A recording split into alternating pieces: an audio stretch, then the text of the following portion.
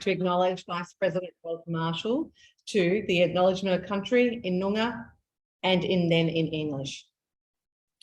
Kaya Nunakort, Nyalakarich Wajak Nungamort, Ken Karak Nija Buja. We acknowledge the Wajak Noongar people as the first custodians of this land. On Wujak country this evening, it's the Noongar season of Juba, the season of second rains, and the season of conception, Borda. Thank you, Ros. Good evening. My name is Lisa Reinders, and I'm currently the president of PLEAWA. I'd like to warmly welcome all our guests, especially all those online, including everyone in remote locations. This evening, PLEAWA is sure you'll enjoy and benefit from this wonderful presentation by Ms. Elena Augustine, United States Director of Policy, and Mr. Lee Dawson from the United States Consulate, who is with us here this evening. The focus for tonight's presentation will be the ways in which Australia and one other country can both uphold and or undermine the democratic principles as outlined in our syllabus for Unit 4. I'd also like to introduce our panelist, Mr. Alex Roseveare, Hola and PALS teacher at Shenton College, Ms. Haylie Pepper, Head of Year and PALS teacher at Perth College, as well as our infamous author, Mr. Stephen King, teacher at Frederick Irwin College and PLEAWA textbook author to tonight's presentation. We thank everyone for giving up their time to make this occasion possible with the aim of helping all our students achieve their very best in the upcoming exams. I would now like to introduce Mr. Brendan Crozier from Aquinas College, who will provide us with further information about how the evening will be conducted. Thank you, Brendan. Thank you, Lisa. Thank you for all of those who have joined this tonight. In terms of how this will operate, for those of you that are familiar with the previous PLEAWA panel discussions from previous events, basically, if you have any questions during the event, just put those into the chat box and we will take those questions on notice and then we can direct those to the various panel members throughout the evening.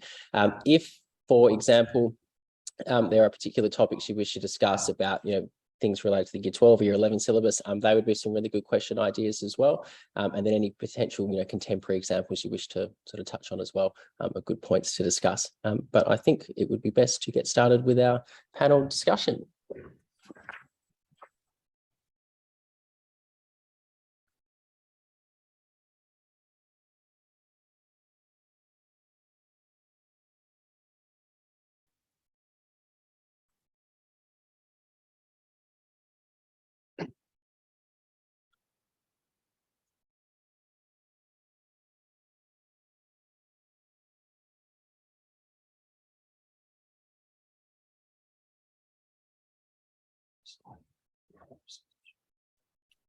So if we could get our panel to introduce ourselves, and then we will pass it over to Elena to begin the presentation for this evening. Hi, I'm Haylie Pepper. I'm a politics and law teacher at Perth College. Hello everyone, I'm Stephen King. I'm a politics and law teacher at Frederick Irwin Anglican School in Mandurah and author of the textbook. Hi everyone, I'm Alex Roseveare, Head of Humanities and a politics teacher at Shenton College. Perfect. Elena, would you be able to introduce yourself to the audience this evening? Sure. My name is Elena Augustine. I am the Director of Policy at the US Consulate General in Perth, and I've been here for about a year in this role. I'll tell you a little bit more about my background in the remarks.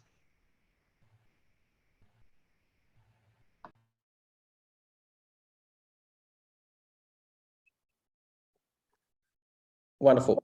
Okay. If we could maybe start with the panel, if they have any questions to begin with.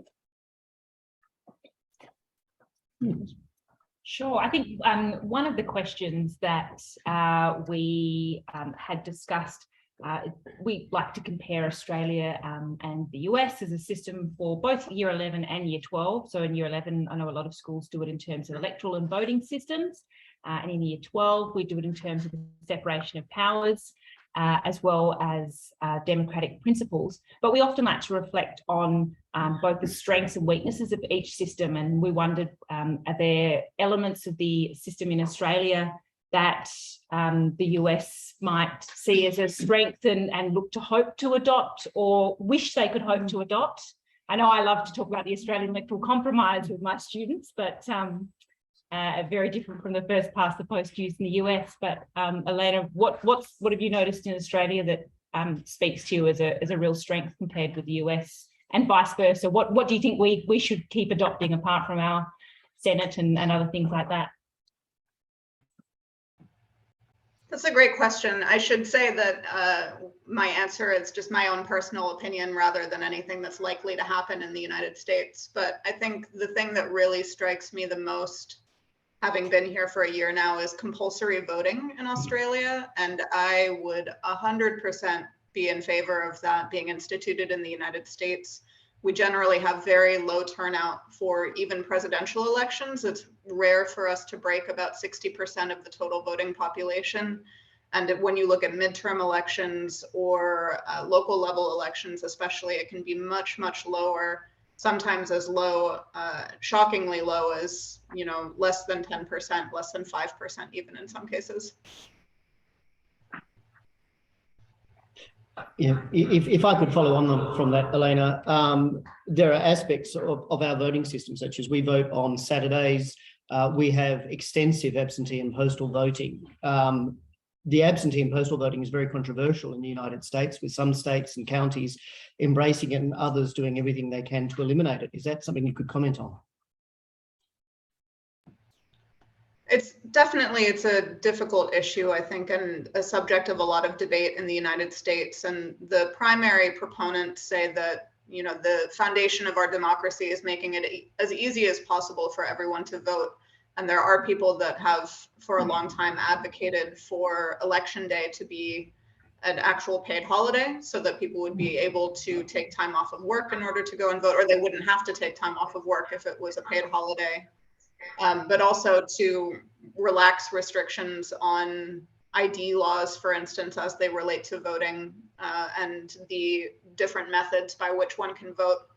And there are people on the other side of the argument that are very concerned about fraudulent votes being cast by people who are maybe misrepresenting their identity, or people who are not actually citizens of the United States. And those are usually the types of arguments that are cited in mostly, frankly, Republican legislatures that seek to impose limits on things like mail-in voting, citing concerns about fraud, and also ID-related restrictions that require certain types of photo ID in order to be able to be an eligible voter at in-person polling locations. If I could ask a supplementary question, if that's right, Stephen, would you therefore consider Australian Electoral Commission coordinates federal elections across all states and territories? Is this something the United States could look at as a means to streamline both the processes and remove the inequities that might exist from state to state? I think it would be a good idea. I cannot see it happening, in part because of, the history of states' rights in the United States and the idea that each of the states has the opportunity to make its own laws and regulations as it sees fit, and based on the democracy within that state, the voters making their own rules. So I think realistically speaking, it would be very, very difficult from a legislative standpoint for the National Congress, for instance, to push through legislation that would create any kind of federal body that would oversee our elections. I do think that over time, and as we continue to have very controversial elections, there are a growing number of people that think that that would be a good idea, but I don't see it happening anytime in the living future for any of us today. If I could ask a question about perhaps the way the elections are, the votes are cast and the way they're counted. America uses the first past the post system almost universally, certainly to elect both houses of the National Congress.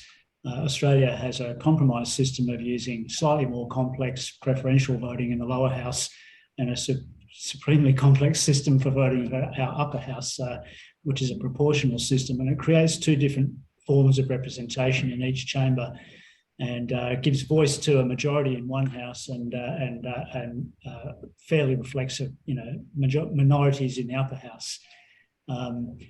Whereas the US system seems to me to be quite prone to a winner-take-all system and a very strong and entrenched two-party system. I note also that they call it ranked choice system in the US, I think, is an alternative that's being considered by some jurisdictions, particularly local governments. Is there any chance, do you think, of electoral reform in terms of the way the houses of Congress are elected and perhaps the president as well? Anything's possible, but generally speaking, these kinds of changes in the United States, they would need to happen at the very grassroots local level and then be adopted by expanding circles of legislatures out from there. So I think what we've generally seen in terms of changes in electoral rules is that they may start in a local jurisdiction and then spread out to become more common in that state and potentially from there.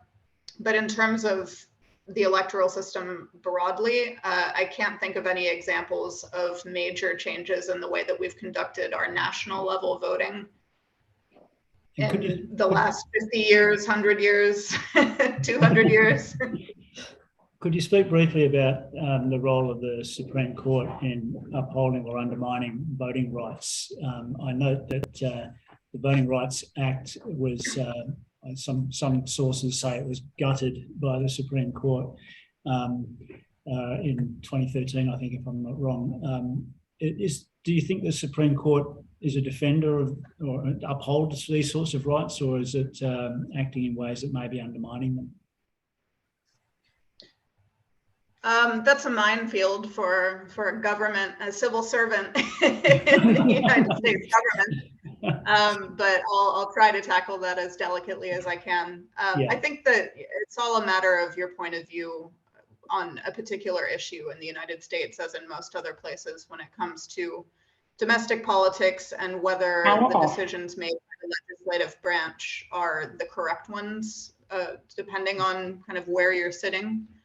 I think that our system of checks and balances is intended to prevent there from being too large of swings in any particular direction.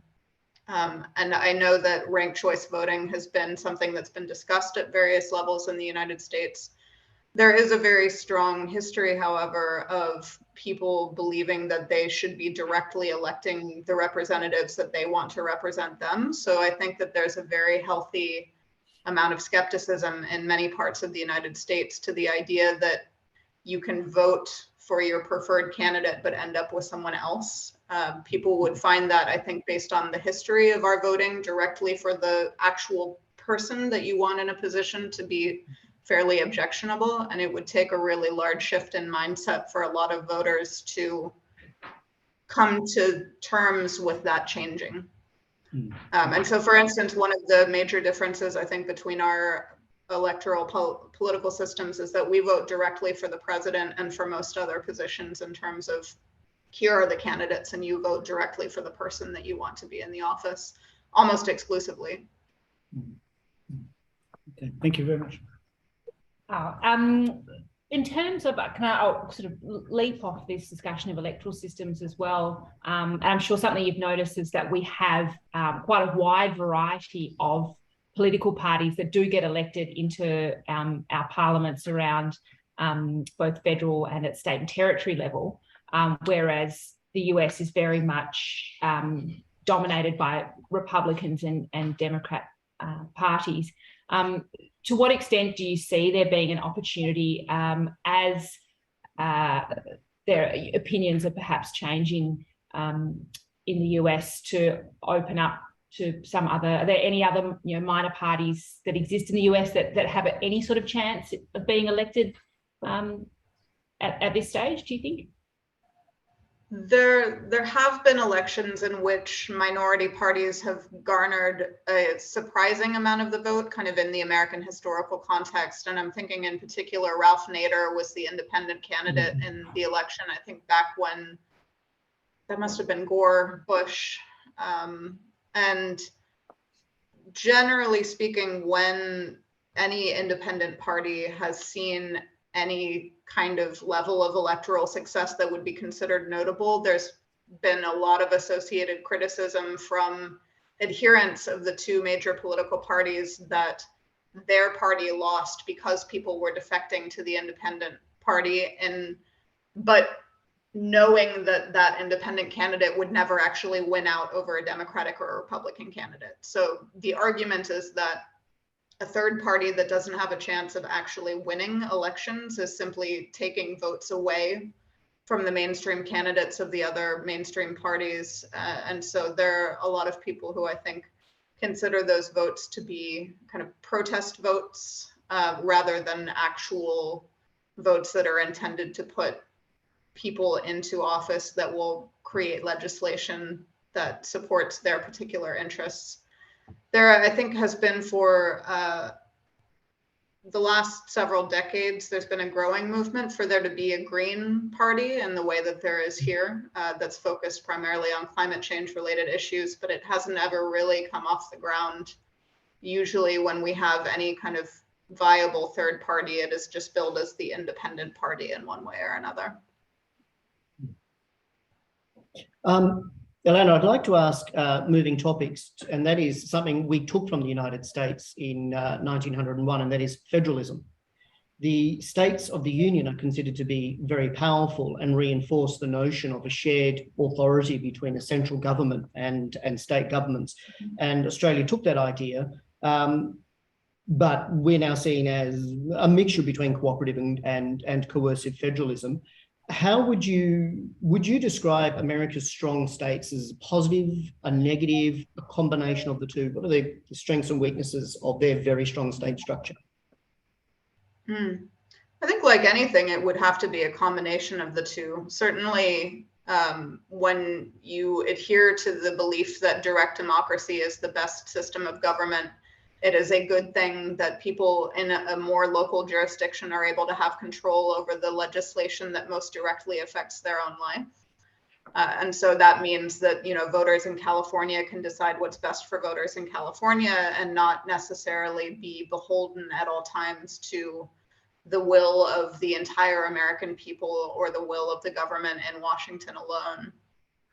That being said, I think there are plenty of examples of historically, especially states kind of moving in a direction that is against the will of the majority of the American people. And I think particularly when you look back to the era of the abolishment of slavery in the United States, and then subsequently the Jim Crow era, and the perpetuation of state level just overtly racist laws that were intended to propagate segregation or to continue allowing people to essentially not be paid for their labor despite slavery having been abolished. There are certainly examples of state level legislatures having the power to continue to perpetuate systems that had been already made illegal at the federal level, and that was clearly a problem from the standpoint of people who believed that things like slavery, once abolished, should actually be abolished for real and not be replaced by other systems that are slavery-like, but not slavery in name. Obviously, the examples I think in the modern era are a little bit less stark than that, but depending again on where you fall in the political spectrum, you may find that one state has the power to initiate laws that you find very politically or personally or morally repugnant, and that would not be allowable at a federal level. And there is not always a lot of recourse for that other than to move to another state if you believe that the state that you're resident in has overstepped its bounds. Thank you. If I speak to a topic perhaps that's maybe coming up for many of our students in Year 12 at this time of year is how different systems protect human rights and rights. And we're sort of obligated, of course, to study the Australian system, which is quite eclectic in the sense that it mixes human rights protection with a little bit of constitutional protection, a lot of statutory law based on international human rights conventions and covenants from the UN, etc. The US has quite a different system with a reliance on the Constitution as well as statute, but won't subject itself to international conventions and covenants from the UN. Can you just speak to the way that the human rights issue is dealt with in the US and how effective it might be, and if there's any pressure for change and so on?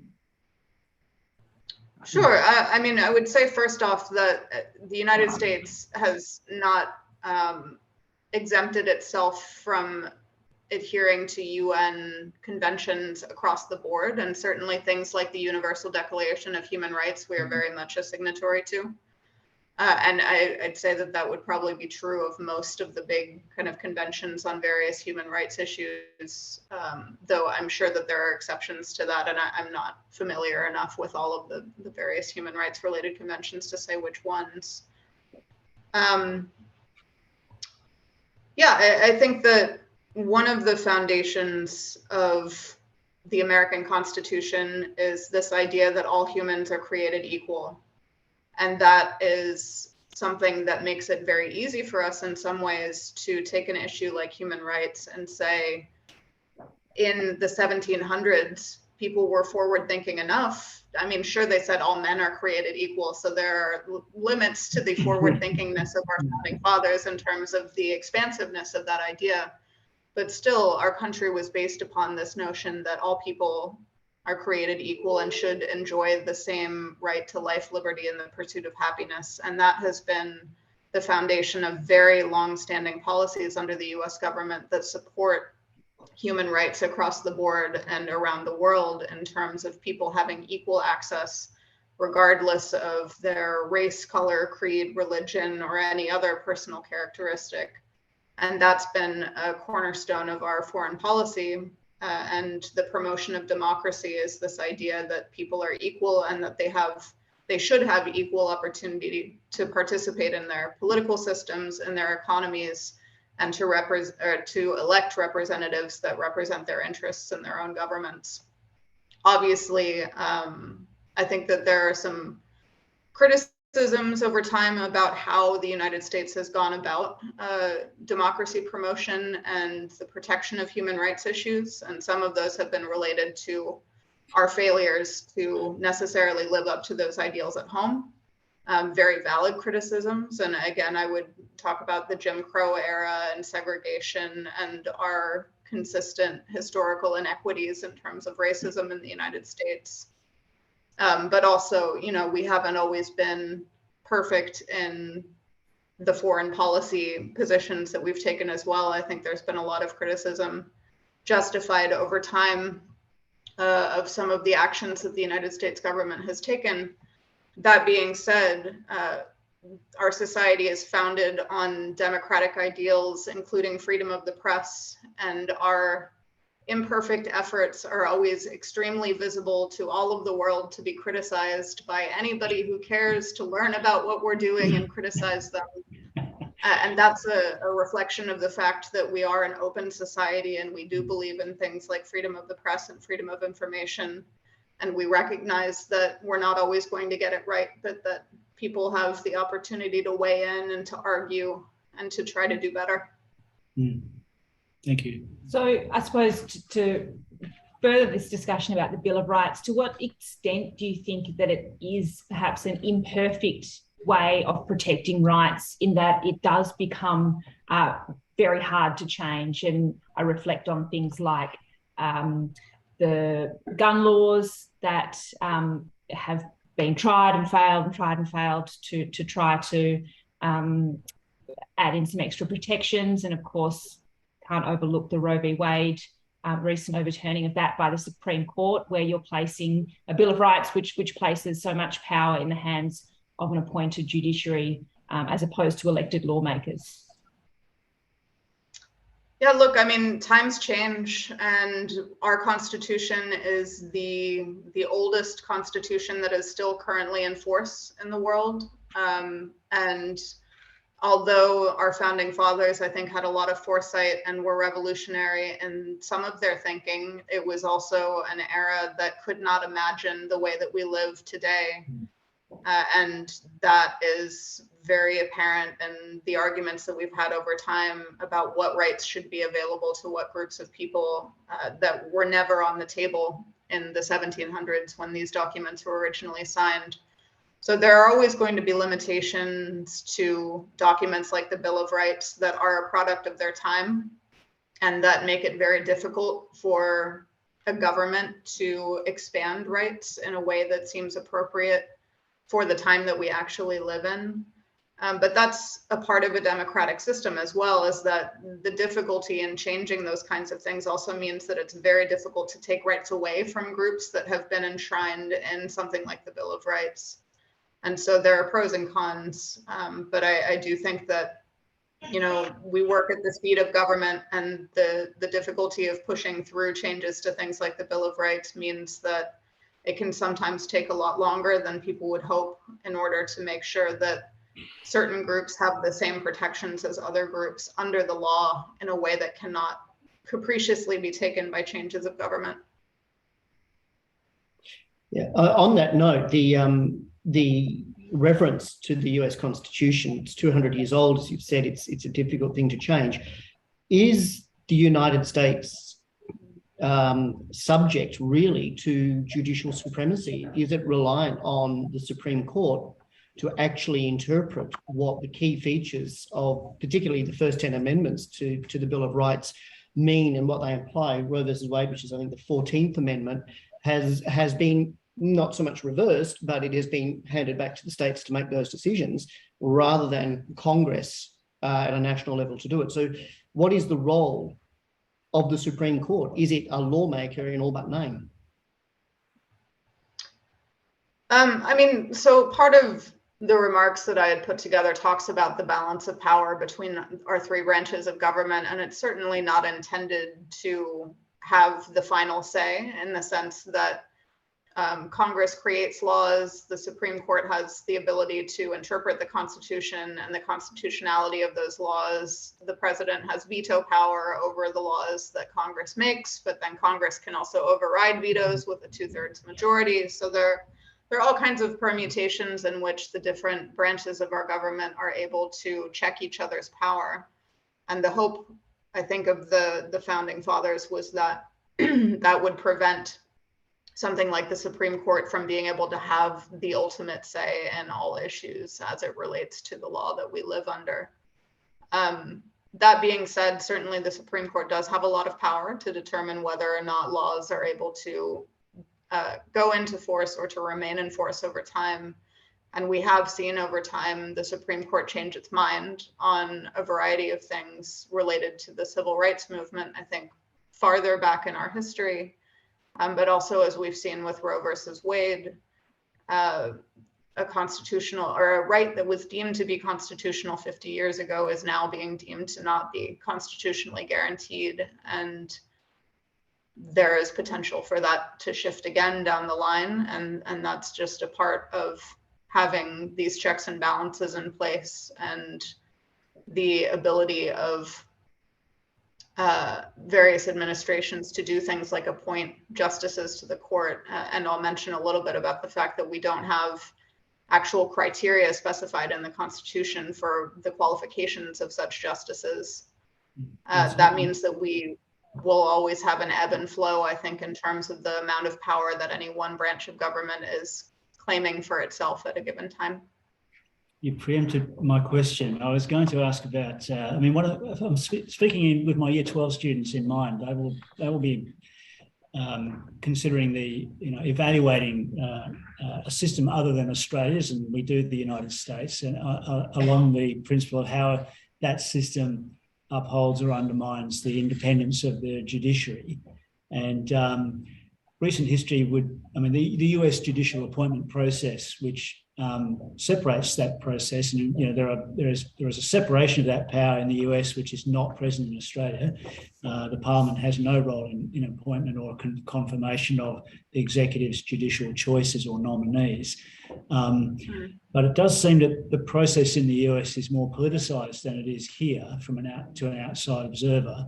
And I wonder if that's I can see the reason why, and that would be because the rewards to one side or the other of being able to have your team on the Supreme Court are much higher perhaps there than here, where interpreting the Constitution has so much more impact on things like rights and so on.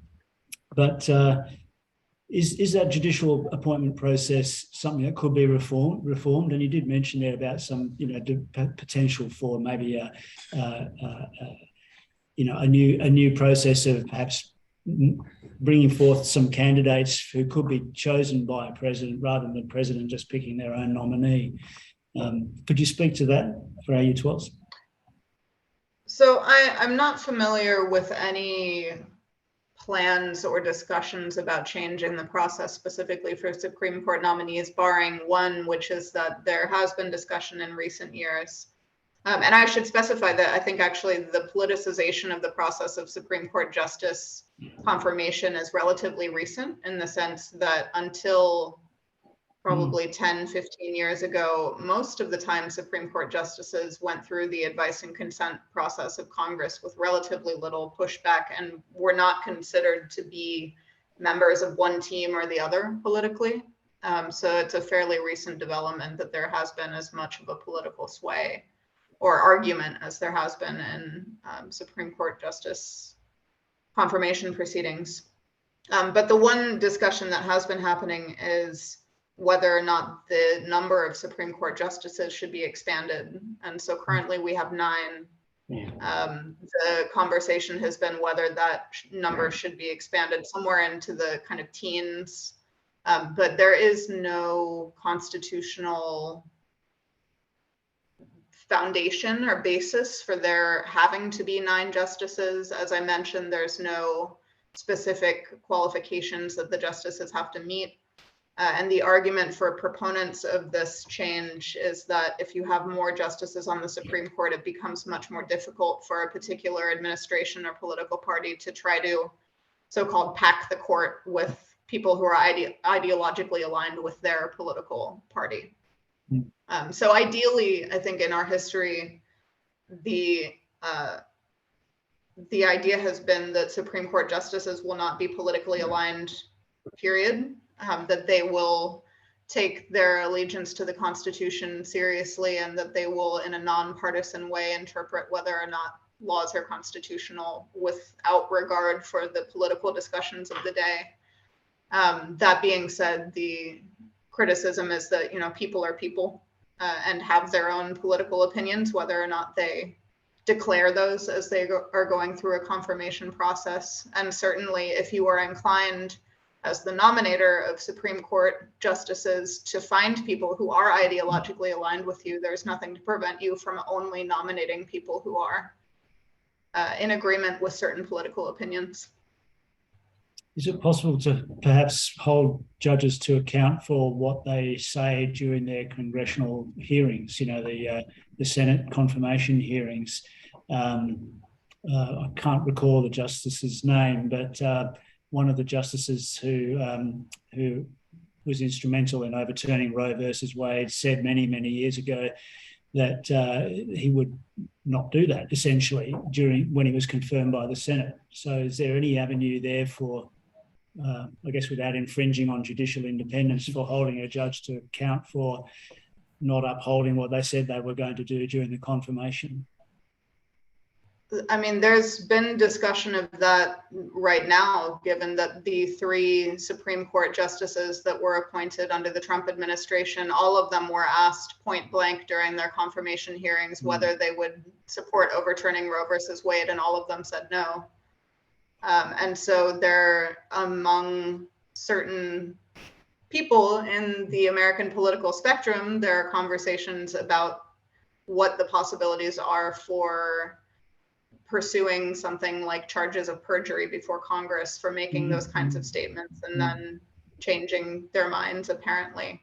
The question would be whether, and I'm not a lawyer, whether that would have legal standing, in the sense that, you know, what is the legal right of people to change their mind based on circumstances under any particular time. There could be a valid argument made by these Supreme Court justices that in some way situations had changed in a way that promoted their mind change, and that was reasonable for XYZ reasons, and therefore they did not perjure themselves. So it's very difficult. I think that the legal system is going to be what we'll have to handle, whether or not there is any kind of pathway forward on that.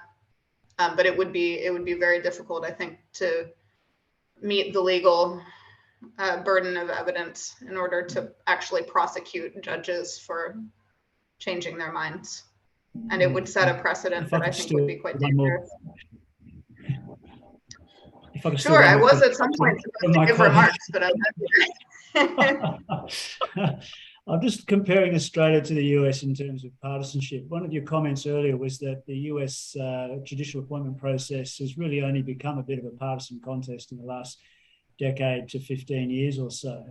And I wonder if there's something about the design of the US system which has only recently, well, I'll take that back. But there's something about the difference between the two systems. Our parliamentary system sort of really incentivizes strong partisanship because you can't form government without commanding the confidence of the lower house. Whereas in the US, you win government by a direct mandate from the people, and it doesn't matter whether you control the Congress or not. It's helpful if you do. So the behaviour of partisans or party members in Congress in particular was far less. There was less partisanship. People were prepared to cross the aisle a lot more and work together and so on. It's really only seen a collapse of that kind of goodwill, I guess, in the last 10 to 15 years. So my question really relates to, do you think that the rise of sort of hyper-partisanship is something that the US system is struggling to cope with, in the sense that it's never really been a part of the system for 200 years? And certainly wasn't designed with that in mind, whereas our parliamentary system has always been that way.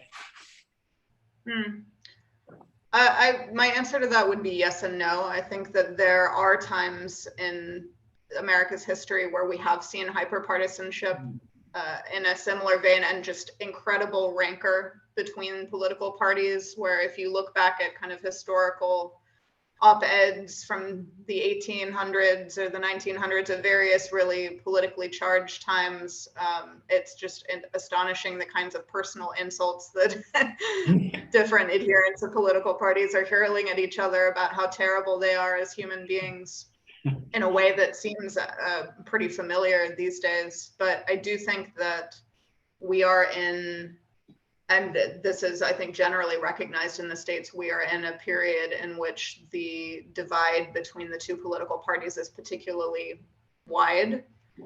There is a lot more rancor than there has been in the recent past between the two political parties. And, you know, there have been a lot of articles written over the last 10 years or so about the kind of self-segregation of American citizens by their political views, in terms of literally moving places where they can be among more like-minded people, and the kinds of schisms that have formed within even families based on political ideology, where, you know, the cliche in US culture is that the Thanksgiving table is where people get into just the most horrible political arguments and never speak to each other again.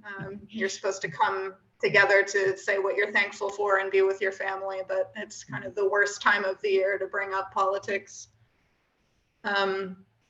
It's just, yeah, I think that there has been a lot of speculation about what's responsible for the partisanship that we see at this point, and the unwillingness of many legislators to reach across the aisle in a way that is not typical for the more recent past. And I put some credence into some of the arguments that point to technology and kind of the echo chambers that people tend to live in due to things like social media now, as having exacerbated an environment where you can surround yourself only with the views that you agree with, and that tends to increase the amount of distance in between political parties, and the tendency of people to think that their people are right and other people are bad and wrong, and in some ways kind of evil is the direction that you can start going at that point of, you know, we have the whoever we is in this case, the in-group has the moral high ground, and other people in other groups are, you know, trying to subvert the norms that you hold most dear, and are working with malicious intent. And that hasn't done our society any favors. And I fear that it's going to be a long road for us to redevelop the kind of trust that will be necessary for us to come together to face really pressing global problems like climate change, which, you know, you would hope that issues like that would not become political, especially with the amount of scientific evidence that has been accumulated over decades supporting the fact that climate change is real and is a pressing issue that we all need to address. But it remains, I think, among many examples of issues that have very different approaches based on political party in the United States. Now, Elena, I understand that you've also put together some remarks, so perhaps we could enjoy listening to your remarks, and then I can also see that there's been lots of questions, I think, coming up in the chat. So perhaps after your remarks, Brendan can help us facilitate some of those questions as well. So yeah, we'd love to hear your great. Yeah, and I may address some of those hopefully in the remarks. So maybe we'll knock some of those out, but I'll give it my best shot. But thank you. It's been great so far, and I apologize for my lack of constitutional lawyership in the sense that, you know, I would be able to answer a lot of these questions better were I a constitutional lawyer, but sadly I am merely a diplomat. In any case, it's a pleasure to be here with you all. And while I would have loved to be there physically, I'm close to welcoming a new member into my family. So we all have to place our trust in technology tonight. But before I begin, I'd like to acknowledge the Whadjuk Noongar people, upon whose spiritual homeland we are meeting. I pay my respects to their elders, past, present, and emerging. Notably, that is another thing that I wish we would adopt in the United States that I like from Australia. Rarely do you see welcome to countries or acknowledgements of country in the United States. I'd also like to express my thanks to PLEAWA for inviting me to speak with you, and especially President Lisa Reinders and Secretary Cheryl O'Connell, who have helped organize this great event. So today I'll be discussing the US-Australia alliance and why it is so relevant, perhaps more so today than throughout its longstanding history, as well as some of the challenges it will face and no doubt overcome in the post-pandemic world. I've also been asked to cover popular participation, political representation, rule of law, judicial independence, and natural justice. So I'll touch on those as well, in addition to what we've already discussed. As you know, the United States has a unique political system, and its commitment to the rule of law, judicial independence, natural justice, and upholding the fundamental principles of democracy have made the US a symbol of freedom and equality across the world. That being said, anyone who watches the news can see that our efforts are imperfect, but the fact that they are on display, warts and all, to the world is a testament to our belief in fundamental democratic freedoms, such as freedom of the press. But before I go down that road, some of you might be wondering who I am, what I do, and why the United States has a consulate in Western Australia. So I am our Director of Policy, which means that I lead the team that does our political and economic reporting, outreach programming, and press work in Western Australia. And basically what that means is that it's our job to know what's happening in WA across the range of the US government's interests by getting out and talking to people across the full spectrum of society. We then report back to Canberra and Washington why they should care and what influence developments here should have on our policies towards Australia or the Indo-Pacific region as a whole. We also explain US policy and why it's relevant to audiences in WA. We support local nonprofits with grants, we facilitate exchange programs, we work with the media, and much more. We're proud of our ongoing connection with many prominent Western Australian community groups, philanthropic organizations, and not-for-profit groups. Through our grants program, the United States government has supported groups in WA like She Runs, the National Environmental Lawyers Association, Millennium Kids, the WA AIDS Council, Women in Technology WA, Perth Festival, PICA, Albany Pride, and many others to help support programs or events with a US connection. And some of you may have participated in some of these events. We're also the only consulate in Australia that has a dedicated high school outreach program where we send diplomats like myself out to schools across WA to speak with students about the US-Australia relationship and the educational and scholarship opportunities at US colleges. The US government is committed to quality education for all, And we firmly believe that all students, no matter their postcode or creed, deserve the opportunity to have access to speakers from a range of sectors. Sharing some of our experiences with tomorrow's best and brightest is one of the proudest things that we can do as diplomats, and I always personally really enjoy talking to young people. Our commitment to education is also reflected in our flagship global programs, including the Fulbright Scholarship and the International Visitor Leadership Program, or IVLP. 12 Western Australians were announced as recipients of Fulbright scholarships in 2022. Among the winners were researchers in astrophysics, biosecurity, agricultural engineering, and restoration ecology. And those scholars will head to institutions across America, including in New York, Hawaii, Kansas, and Utah. IVLP, on the other hand, is a 3-week fully funded educational experience for future leaders from across Australia to the United States based on their area of expertise.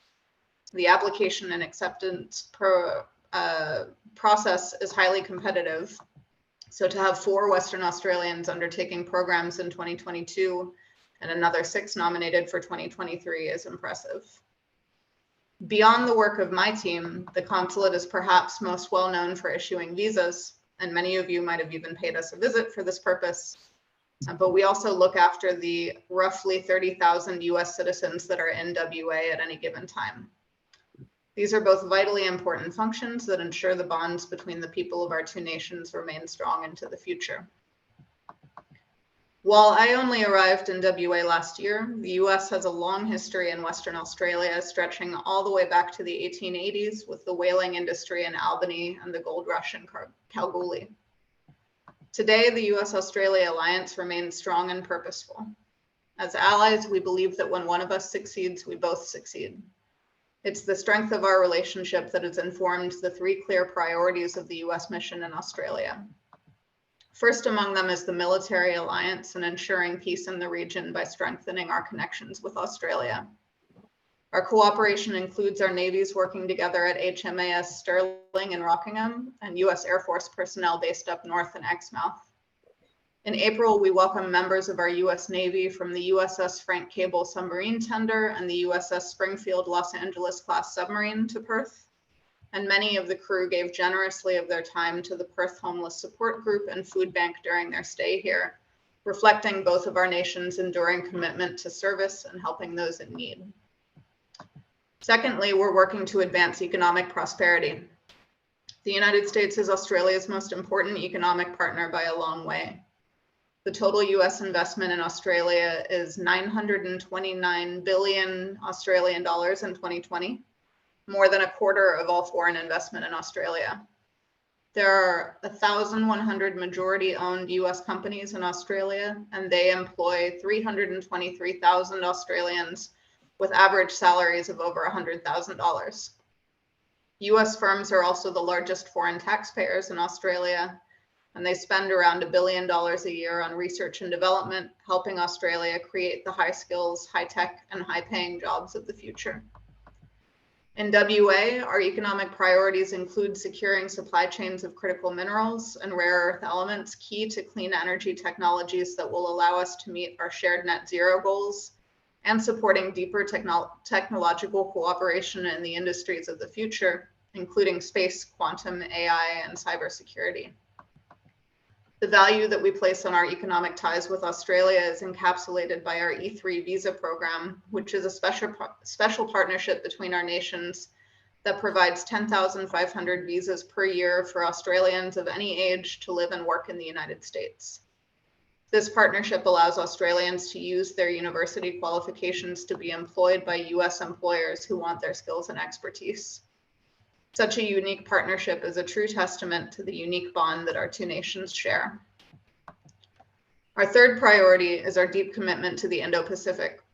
As democratic anchors in the region, the United States and Australia share an unshakable commitment to defending freedom and good governance, championing opportunity, upholding human rights, respecting the rule of law, and countering state-sponsored disinformation. The Indo-Pacific is home to more than 3 billion people. It's a focal point for the world's energy and trade routes, and it's a leader in global progress, exchanges, and innovation. The Indo-Pacific boasts the world's largest democracy in India, the largest Muslim majority country in Indonesia, and 5 of America's top trading partners: China, Japan, South Korea, India, and Taiwan. Together with Australia, we are advancing multilateral cooperation in the Indo-Pacific. We're ensuring freedom of the skies and seas, promoting market economics, supporting good governance, and insulating sovereign nations from external coercion.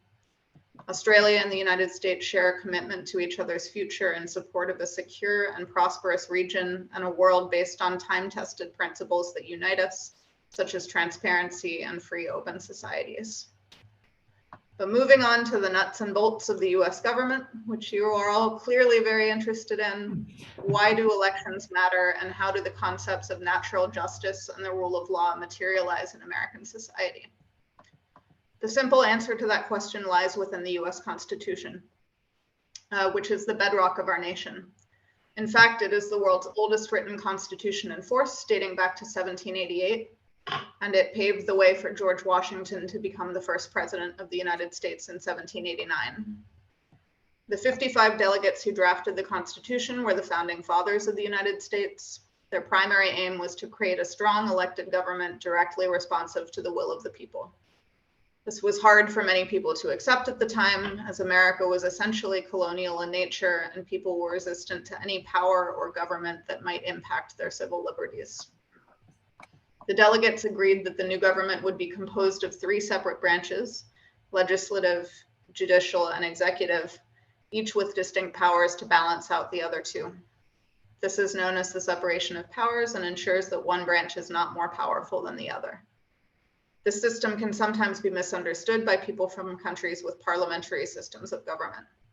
So to summarize, the legislative branch consists of Congress, which is split into 2 houses, the House of Representatives and the Senate, much like in Australian politics. Congress, in addition to other important responsibilities, is charged with creating laws and other lawmaking responsibilities. Article 1 of the Constitution formally established the legislative branch. The executive branch is the domain of the president and the vice president.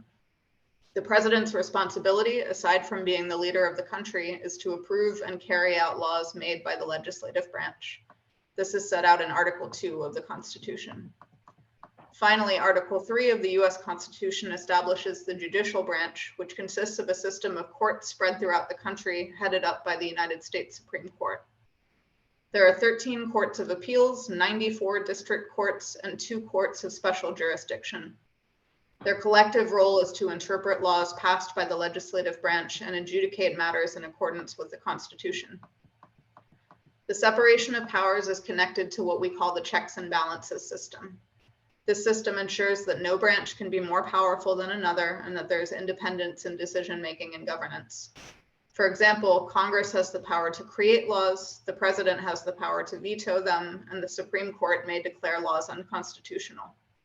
Congress can also overturn a presidential veto with a 2/3 majority in both houses. So how do elections work in the US, and how do the president and other elected representatives get elected? It's a rather unique process. Firstly, the Constitution requires the president to be a native-born American citizen who is at least 35 years old and must have been a resident of the US for at least 14 years. Candidates for the US House of Representatives must be at least 25 years old, and Senate candidates must be at least 30 years old and a legal representative or a legal resident of the state that they seek to represent. Secondly, unlike in the Australian voting system, people vote for the president directly. This is called the popular vote. Although the winner of the popular vote usually becomes president, sometimes counterintuitively they don't, as was the case in the Al Gore versus George W. Bush and the Hillary Clinton versus Donald Trump presidential elections. That's because we also have a secondary system in which voters of each state select a slate of presidential electors equal to the number of senators and representatives that that state has in Congress. The candidate with the highest number of votes in each state wins all of the electoral votes for that state. Though that's changing, actually, in some states. The electors of all 50 states in the District of Columbia, a total of 538 people, make up what is known as the Electoral College. To be successful, a candidate for the presidency must receive at least 270 electoral votes out of the possible 538. A presidential term of 4 years begins on the 20th of January following a November election, and a president can only sit for a maximum of 2 consecutive terms. The vice president serves concurrently with the president and is the presiding officer of the Senate. The 25th Amendment, which was adopted in 1967, describes the specific conditions under which the vice president is empowered to take over the office of the president. The selection of presidential candidates is also slightly different to what you might be used to in Australia. You might have heard of the terms primaries and caucuses. Primary elections and caucuses happen across a period of months in the early to middle portion of a presidential election year and differ in how they are organized and who participates. Primaries are where the respective state governments fund and conduct primary elections as they would any other election. Voters go to a polling place, vote, and leave. Voter turnouts for primaries are extremely low. In the 2020 presidential election, of those states which conducted primaries, Montana has the highest number of voter turnout with just 45.7%. Colorado, New Hampshire, and Oregon had 42%. North Dakota and Hawaii had just 2.6 and 3.5% voter turnouts. Primaries also tend to bring out the party faithful, which could explain the low voter turnout. Caucuses are where state political parties organize events where party members speak openly on the behalf of candidates they support for party nomination. Caucuses favor those candidates with large party and public support and have a high level of political engagement. However, very few states hold caucuses. Iowa is the most famous, whereas some like Kentucky, Nebraska, Alaska, and the District of Columbia do both primaries and caucuses. During the summer before a presidential election and after the primaries and caucuses, the Republican and Democratic parties each hold a national convention where they adopt election policies and nominate their party's presidential and vice presidential candidates for the election.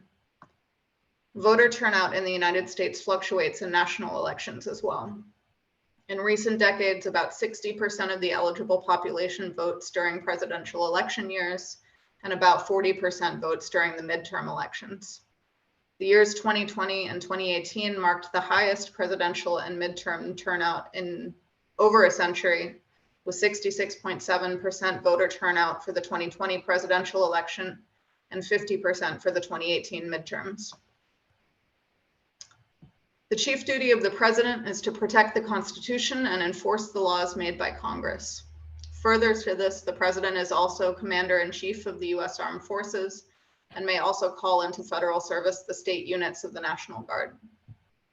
Other powers that the president holds include to recommend legislation to the Congress, deliver messages to Congress, sign or veto legislation, appoint federal judges as well as heads of federal departments and agencies, appoint representatives to foreign countries such as ambassadors, ministers, and consuls, carry out business with foreign nations, and grant pardons for offenses against the United States.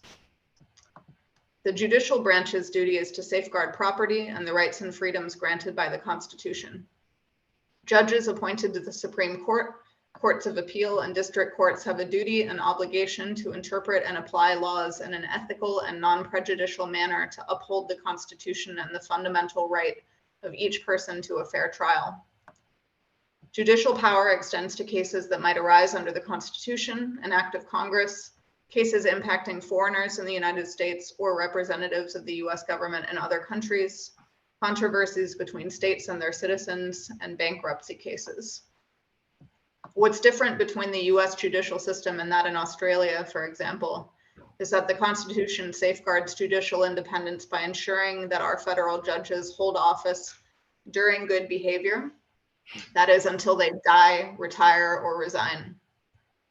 The Supreme Court is the highest court of the United States and the only one specifically created by the Constitution. A decision of the Supreme Court cannot be appealed by another court. Congress has the power to fix the number of judges sitting on the court and, I have a partial sentence there. However, Congress cannot change the powers given to the Supreme Court by the Constitution itself. Perhaps surprisingly, the Constitution makes no mention of the qualifications for US judges. There's no requirement that judges be lawyers, although all federal judges and Supreme Court justices have been members of the bar. Since the creation of the Supreme Court more than 200 years ago, there have been just over 100 justices. Of the several thousand cases filed annually, the Supreme Court usually only hears about 150. Decisions of the court do not need to be unanimous. A simple majority prevails, provided at least 6 justices, which is the legal quorum, participate in the decision. The decision by the Supreme Court is final. One of the most well-known cases to go before the Supreme Court, and which is now back in the news, is Roe versus Wade.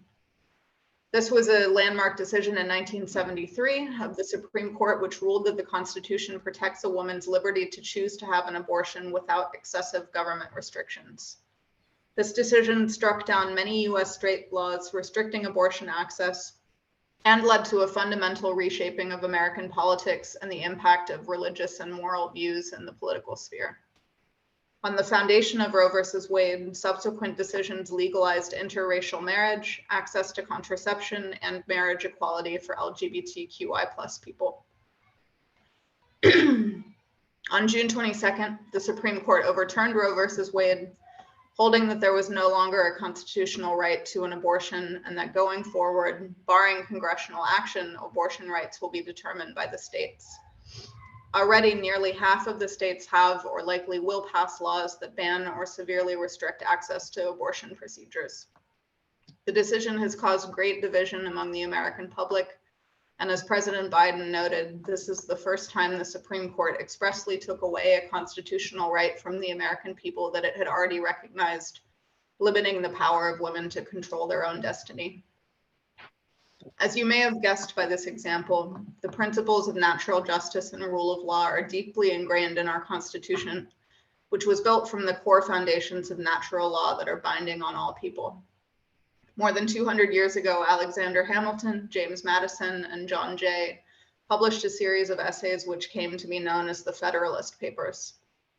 Federalist Paper 78 states that the power of the people vested in the Constitution outweighs any decisions which contravene those principles. In the US, as in many other democratic nations like Australia, the rule of law is publicly promulgated, equally enforced, independently adjudicated, and consistent with international human rights principles. As enshrined in Article 1 of the Universal Declaration of Human Rights, all human beings are born free and equal in dignity and rights. The courts play an integral role in maintaining the rule of law, particularly when they hear grievances voiced by minority groups or by those who may hold minority opinions. Equality before the law is an essential part of the American system of government. Despite the unprecedented challenges of the COVID-19 pandemic, the existential threat of climate change, the global rise in disinformation, division, and authoritarianism, and the insurrection at the Capitol on January 6, 2021, the United States' commitment to democracy, equality, and the rule of law remains resolute. When faced with moments that test our national resilience, we find strength through unity and the Founding Fathers' vision for a peaceful, free, and prosperous America. It's no surprise that this commitment to a system that respects the rule of law, human rights, and the peaceful resolution of disputes has only strengthened in the face of Russia's unprovoked, unjustified, and unlawful invasion of Ukraine, a position supported by Australia and an overwhelming number of other countries across the world. Excuse me. During my career, I've been lucky enough to live and work in some amazing and diverse places, including Kazakhstan, Russia, South Korea, and now Australia. In each country, I've learned that no matter where you go, people are at their core motivated by the same desires and goals, regardless of their ethnicity, gender, religion, or other markers of culture or identity. We all want the same prospects of prosperity and freedom. I'm incredibly fortunate to be working and living in Australia, and especially to be based in such a fabulous city as Perth. It's given me the opportunity to reflect on the closeness of the US-Australia relationship and why Australians and Americans feel so comfortable with each other. What is it that binds us together? I think it stems from trust in a common culture and a set of principles and values. I grew up believing many of the same things that you do. In the United States, we share your commitment to a fair go, respect for diversity, and supporting those who need help to achieve their potential. So when an American lands in Perth or Sydney or Melbourne, everything makes sense. We all know what red lights mean and we stop at them. We all wait patiently in line at the local cafe for our flat whites, knowing it wouldn't be fair to cut to the front. We know that commitments and contracts will be honored, that wrongs will be righted. In short, we trust each other. Building on the successes of our extensive history of cooperation, I'm proud to be able to continue to deepen the ties between our people and our governments. The strength of our national friendship will continue to prove essential to ensuring the peace and prosperity of Australians, Americans, the people of the Indo-Pacific region, and the world. Thank you. Wonderful. Thank you. Thanks, Elena. That's a really useful overview, and I'll throw to Brendan now. Yes, thank you so much. We do have a number of questions that have come through. So Elena, if you do have a few more minutes, we'd love to get your opinion on some of these questions. Lots and lots in the chat. So thank you so much for everyone who has participated. We'll try and get through these as quickly as we can. So if we can get comments from our panel as well to add to the discussion, that would be great. As well. The first one we've got is from Carrie, and it is, to what extent do you view the first past the post system as compromising the potential for accurate political representation in the US? That's a tough question. So first thing, I'm not an expert on all of our electoral systems, but I'm not sure that it's true that we have a first past the post system in all of our various electoral jurisdictions. I feel like more often the reason that we have vote counts that continue for days or weeks after elections is because it really does come down in many state level elections in particular to several thousand votes one way or the other. And so you end up with the candidate who got the most votes rather than the first one to pass some kind of deadline on election night. I do think that there is potential, I think, in a first past the post system in order for the direct representation that is enshrined in many state and the federal constitution to be somewhat compromised. But I don't have a solid opinion, again, not being a constitutional lawyer, on whether or not this has been a problem in many US elections. Any thoughts from our panel? Yes, I'm aware the United States has well over 10,000 electoral systems. Unique, you have town, county, state and federal electoral systems. And I think something students might want to be aware of is that particularly on the Tuesday in November, when the presidential elections are held, voters are also asked to not only vote on their preferred presidential candidate, potentially their Senate representative if their time is up, but their congressional member. But they can, I believe David Gaynor, the current Consul General, mentioned last year, he had to vote on 21 different items in the electoral booth on a Tuesday, on the day that they were choosing their president. So there's complicated electoral systems, and they also have to vote on quite a number of proposals that are before them. Yeah, we call those ballot initiatives, and they tend, in addition to being very localized to the community, sometimes down to actual neighborhoods level, but more often at the state level, they tend to be very confusingly worded, sometimes intentionally written by political parties in order to be confusing to the people that are voting on them. And they can have a very large impact on the lives of people living in that jurisdiction. Perfect. Okay. Another question that's come through as well, and this is probably speaks more to the general political climate, is do you view the political gridlock and polarization in Congress between the Republicans and Democrats as an accurate reflection of the country? And do you see it coming to an end anytime soon? To the first half of that, I would say no. And I think that for a long time, and it's probably true of the electoral system here, politicians tend to gravitate towards more extreme views than many of their constituents do, in part to appeal to certain parts of their bases, and especially the parts of their bases that are the most fired up about very partisan issues. But in the United States, I think, as in most other places, the majority of people are much more kind of in the middle.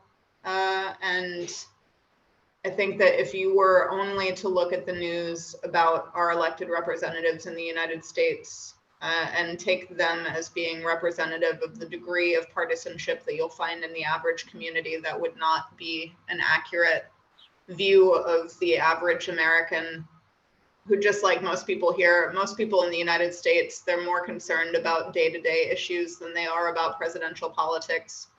And frankly, they don't spend a whole lot of their time worrying about political issues. They're more concerned with whether or not they're going to be able to afford the house that they want, the schooling for their children, the quality of life that they want to pursue in their chosen part of the country.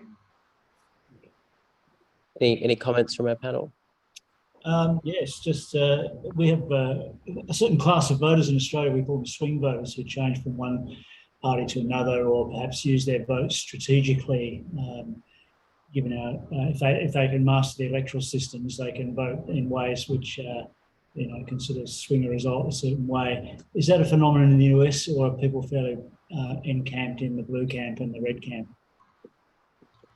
We definitely, there are always debates on news channels on our 24-hour news networks, which frankly, and as a side note, I think have also contributed to the political divisions in our country, having these 24-hour news networks that are very ideologically split.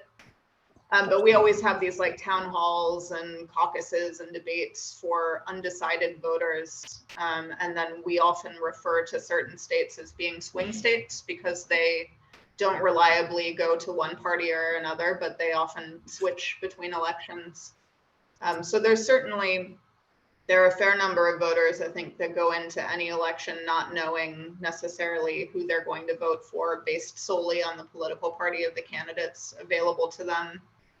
And I would say, actually, as our partisan divide has grown over time, there's been a growing number of people in the middle that are just really disgusted with how split our political system has become, and the fact that they have to vote for, or they feel that they have to vote for either one party or another without either of those parties really accurately representing their interests. As I said, a lot of voters kind of fall somewhere in between the major political parties on a lot of issues. And that, I think, is one of the driving forces for the low participation rates that we see in elections, where, you know, if you have 60% of people voting in a presidential election, that means 40% of people just didn't bother. Sometimes because of things like the fact that elections are on Tuesdays and you might not get time off to go and vote. But sometimes just because people can't be bothered because they don't feel that there's anybody that's really available to them that is going to accurately reflect what it is that they want out of our political system. Thank you.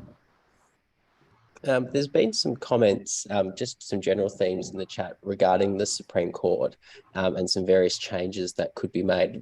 Would you, I mean, putting your constitutional hat on perhaps, would you have any particular, I guess, suggestions or changes that could improve the function of the Supreme Court? That's a hard one. I mean, I would be speaking as a lay person, just like any other random citizen. So lots of people have lots of opinions about certain things, but I don't know that mine is any more informed than your average person on the street in the United States. I know a lot about foreign policy, but about the Supreme Court, much less. Certainly, I think that it would benefit the United States for there to be less kind of political influence on the confirmation process, and less doubt that I think has crept into what level of political ideology is motivating votes on the Supreme Court. And that's been one of the big conversations in the US media following the Roe versus Wade decision, is to what extent was this ideologically driven? Was this kind of a fait accompli of, you know, the Trump administration's purpose in putting these particular people on the court to overturn this particular piece of legislation? And that doesn't do the country any favors, in the sense that if people start to believe that decisions are being made by the Supreme Court based on political ideology, they're going to be less inclined to trust that the system is working in a way that will support the fundamental rights of American citizens. And as we've seen, the level of political divide in the United States has already led to violence on days like the January 6th attempted insurrection. So we're at a dangerous point in our society where there are people who feel that their views are being run over in a way that is leading them to feel that the only viable option for them is to literally take up arms against their fellow Americans. And I think it is in all of our interest to diffuse that as much as we can, and moving in a direction where people feel like they may not be able to trust the Supreme Court to make impartial decisions is going to have the opposite effect. It's going to continue driving people potentially in a dangerous direction. Perhaps one to our panel, maybe and this is another theme that's been coming up in terms of what things could we maybe as Australians borrow from our US counterparts in terms of our separation of powers or the different functions of the executive and so on. And I should make clear that I'm not intending to say that the Supreme Court decision on Roe versus Wade was a political decision. I don't think we know enough to know that at this point, but the fact that there has been as much speculation as there has been about that feeds into a narrative that political ideology is impacting the court's decisions. And I think that that's unhealthy for our democracy. I think it's really interesting in terms of what we would take, because I think we're also on the precipice of perhaps another republic referendum. So as we look to the US and what we might adopt, we can even think of that through the lens of their presidential republic. But I query whether for Australians, whether a direct election of the head of state, much like the US, would work as well in Australia as it does in the US. What does the rest of the panel? It's a big ask, I think, to elect a head of government, head of state, who would have a mandate from a popular mandate, as opposed to a system of responsible government where you can get elected into government on 34-35% of the popular vote, but win enough seats to form government. You could have that strong clash between a popular president versus a popular responsible government. And I think it's a big unknown question about an Australian republic. But the congressional model in the United States could actually be a solution, but it would be a huge constitutional change over here. Which means it has no chance of success. That's right. The only doable republic here really is a minimalist one, I think, where essentially it's a name change for the Governor General becomes known as a president, and pretty much the rest stays the same. But that does create for us the dilemma of how you choose the president, because if we become a republic, well, then the Queen's power to appoint our Governor General is no longer there, so there has to be a substitute mechanism for that. And I think, I don't think that the Australian public would buy a fundamental change as extreme as a US-style Republican system, because that would be a big change for us. But I think we know from our last attempt in 1999, when we attempted a referendum on a republic, that Australians pretty much won't accept a model where they're not allowed to participate in the choosing of their president. And as Alex said, the minimalist one is going to be the one that's the least changed, the most safe. A maximalist one, like a US-style system, is probably not saleable in Australia, given the degree of a change that it would require. But the Australian public probably won't vote for something that represents, the least change and the safest change, which is kind of sad, really, because none of those options are really going to deliver us a republic. No. For those who want one. One on foreign policy, which might be of interest. So given recent events with Speaker Pelosi and her trip to Taiwan most recently, is this a normal thing for a US speaker to do? And when sort of compared to, say, the Australian Speaker of the House of Representatives, that would be something quite different than what our speaker would be, I guess, expected to do. Yeah, I'm glad that this came up because it was one of the other examples that I was thinking of that lends itself really well towards illustrating the division of powers between our three branches of government. And I think what a lot of people in kind of media punditry around the world haven't fully grasped, the conversation has been like, well, why doesn't President Biden just stop her from going? And the answer is that he can't, because Nancy Pelosi works for a different branch of government than President Biden's branch in the executive. And so as much as he may want to have, and I don't know, I have no insight into his thought process, whether he was pro or anti, but even if he wanted to, he would not have been able to prevent her from taking this particular trip to Taiwan. That being said, it is a totally normal thing for any and all members of our Congress to do travel to countries around the world. And in fact, that's a huge part of the job that I do anywhere that I am in the world, is facilitating the travel for what we call congressional delegations, or in some cases, staff delegations as well. We have staffers for members of Congress that come out.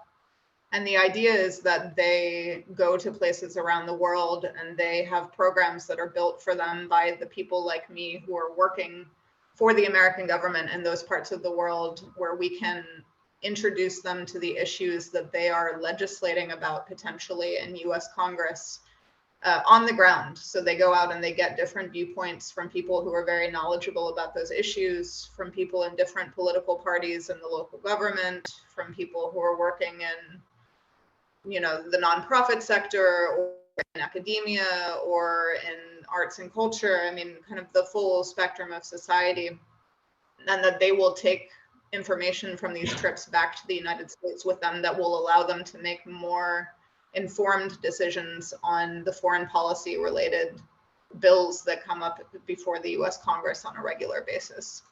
And so it's very normal for somebody in her kind of position to be able to travel. I think what's different here is just that, you know, Taiwan is a special case in terms of the one China policy that we have recognized and that Australia has recognized, but then the degree to which we have a relationship with Taiwan that is separate from that of our relationship with China, and her rank within Congress is the reason that this has been as controversial as it has been, because she is the highest ranking member of Congress to visit Taiwan in at least a decade, I think possibly more. And so the Chinese have taken a very kind of sensitive approach to this, I think, due to that, and their interpretation of it as a change in our policy towards recognizing Taiwan as an independent entity. Whereas her position, and I believe the congressional position, has been that there is no change. Congressional travel is a normal, everyday thing. It happens all the time to everywhere. And her rank should not impact that being seen in a different light than any other congressional trip. Thank you for that. That was a really detailed response. I might just pass over now to our President, Lisa Rangers, and she can deliver some closing remarks. Thank you, Brendan. Thank you again, everyone, for your attendance. On behalf of the PLEAWA, I'd like to personally thank Ms. Augustine for her time and invaluable contribution. And there is a lovely token of appreciation, a personally signed copy of our Year 12 textbook for Ms. Augustine coming her way. Just a reminder to all attendees that the ATAR revision seminar will be advertised soon, which will also be made available online. And finally, that the 2022 Good Answer Guide is now available for purchase from the PLEAWA website. If you need any extra information, etc., please do not hesitate to contact us at any time. For now, the session is now closed, and good night. Thanks, Elena. Thank you. Thank you for the excellent questions. Thank you very much for your time. Thank you, Elena. Thank you.